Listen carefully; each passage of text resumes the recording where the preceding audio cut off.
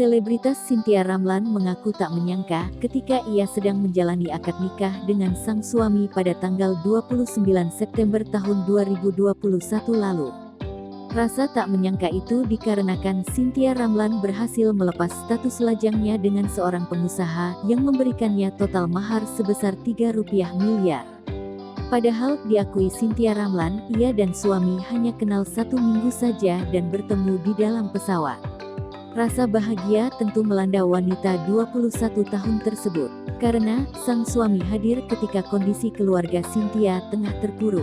Hal yang membuat mantan pemain sinetron Ikatan Cinta dan juga FTV itu yakin mau dinikahi, karena ketulusan sang suami dalam mencintai dirinya dan juga membantu keluarganya. Mengenai total mahar mencapai Rp3 miliar, wanita kelahiran Kota Pinang, Medan, tanggal 19 September tahun 2000 itu memastikan benar adanya. Cynthia Ramlan mengatakan bahwa sosok suaminya tidak akan melarang ia dalam berkarir di dunia entertain, khususnya di dunia akting.